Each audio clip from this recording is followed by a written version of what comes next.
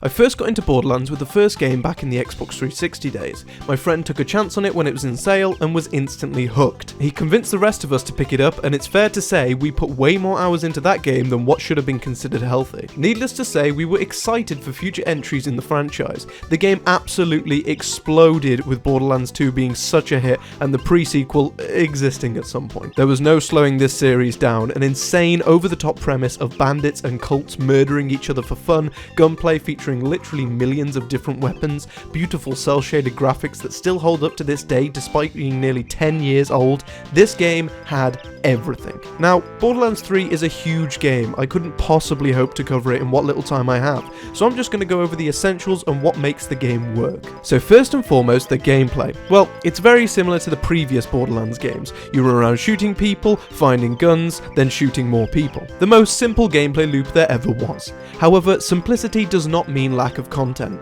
Within that loop, there are the 4 different classes which play completely differently to one another, and depending on how you choose to assign your skill points, 2 people of the same class can play completely differently as well. Now, I only really have knowledge on the Siren, as I always pick the Siren in these games, but I can tell you I have changed the fundamental way she plays the game multiple times over the playthrough. Initially, I spec'd into the Phase Slam ability, meaning my weapon choices were along the lines of SMGs and shotguns, as I would generally be pretty close to enemies to fully utilise this ability. Later on in the game, I unlocked this laser beam move, which is pretty much a direct upgrade to what I was working with before. However, due to the mobility and safety of the move being above enemies, it allowed me to play a bit more cautious, picking up some assault rifles as I didn't necessarily have to be right next to the enemies to get the full effect of the ability. Finally, during the last quarter of the game, I respec'd into Phase Grasp, which allowed me to grab individual enemies and pound them and all surrounding enemies for massive damage. This meant I would be a lot further away and picking off higher value targets rather than trying to blow up everyone at once. This was one of Borderlands 3's biggest strengths.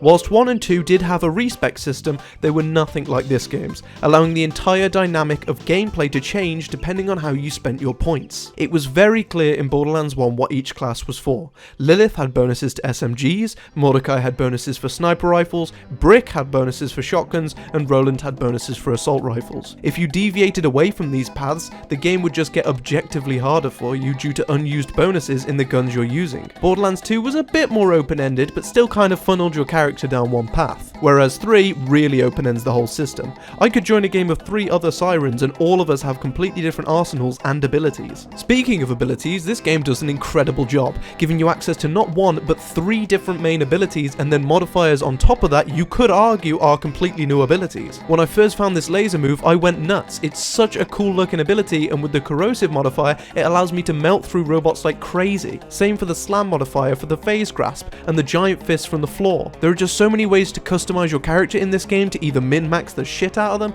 or make them as cool and badass as possible that I can't believe we've had 3 entries before this game without these features. There isn't really a bad thing I can say about these skill trees. They are exactly what Borderlands needed.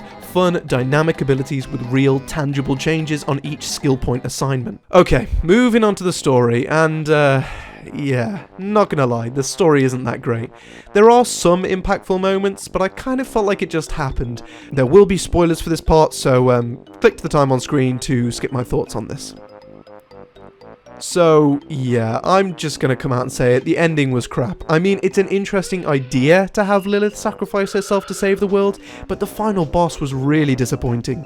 The whole time we were fighting it, I kept telling my friend it wasn't the final boss, as there wasn't enough build-up for it to feel, I don't know, final. Tyreen kept going on and on throughout the game about becoming gods, and as such, I thought the end of the game would be this epic battle against a siren turned deity, but instead it was just a wiggly monster absorbing Tyreen and fighting us. Then, after all this, Elpis is still falling, so Lilith decides to fly up and explode onto the moon, which is cool, but what? Since when were Sirens able to do this? This game seems to have a kind of Doctor Strange problem. Back in the day in the comics of Doctor Strange, there were no limits to his powers. The authors just made up new powers for every new obstacle that came in his way, and this seems to be the case with Sirens in this universe. If they are presented with a problem, they're just able to fix it by, I don't know, sirening all over the place.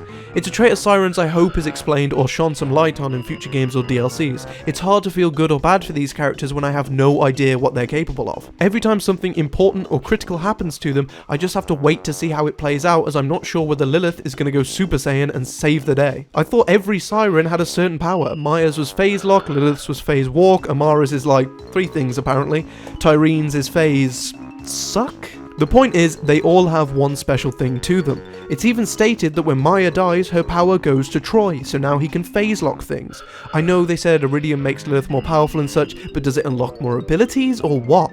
Maybe I missed something, but it seems to me that sirens are getting more confusing each game. Anyway, with all that aside, how does Borderlands 3 differ from 2? Well, the main difference is the interstellar travel. Being able to go between different planets, exploring new types of environments, and meeting all kinds of weird and wonderful characters is a large part of the experience. Whilst I love Pandora, I have to say being able to explore more of the universe I fell in love with is an amazing feeling. From the high-rise future tech of Promethea with its robot waitstaff, to the swampy marshes of Eden 6, they really did do a good job making each planet distinct from one another. Me and my friend were personally big fans of Athenas. The tranquil monk decor and beautiful world design really brought home the feeling that we were invading a once sacred place. Overall, this aspect is one I can fully get behind for future titles. Being able to travel more of the galaxy, potentially some space battles in future.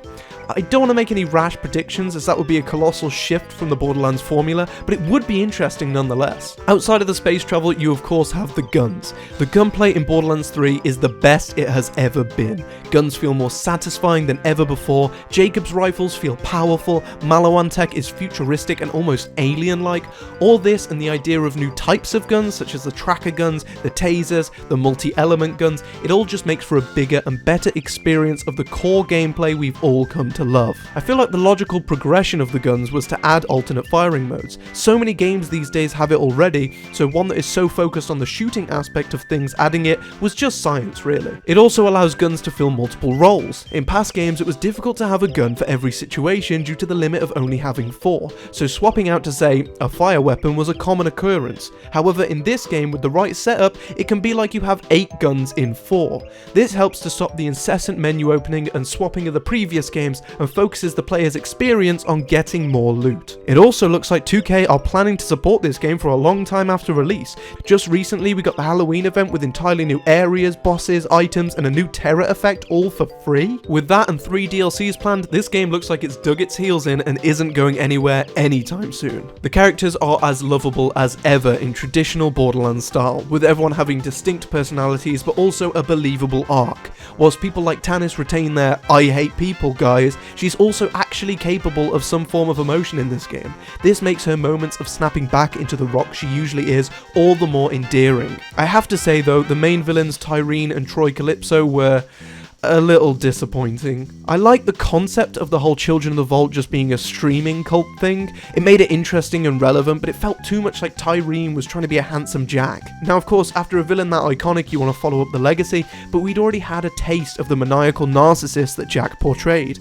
and just splitting it into 2 people didn't make for a much more compelling character. I really don't hate the twins and love the twist of their backstory later on, but I would have preferred a different type of villain, someone like Vaughn, nervous and cowardly, but ultimately a leader, and someone who, when the chips are down, is going to come out swinging. It would have made for a more interesting arc. Obviously Vaughn himself is a good guy, but I love the idea of this weird loner being the big bad, and getting more and more frustrated as you continue to survive his minions being sent after you. Ultimately, Borderlands 3 is an incredible game, with everything working in its favour. Its legacy, its art style, its characters, and its gunplay. There was no way this game could have been bad, given what we've seen in previous titles.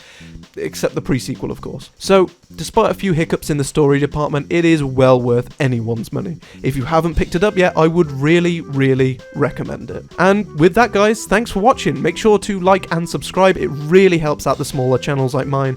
Just pressing the like button and letting me know what you'd like to see in the future is a massive help. Any kind of, comments, likes, anything like that, it's really appreciated. So anyway, I'll see you guys in the next video.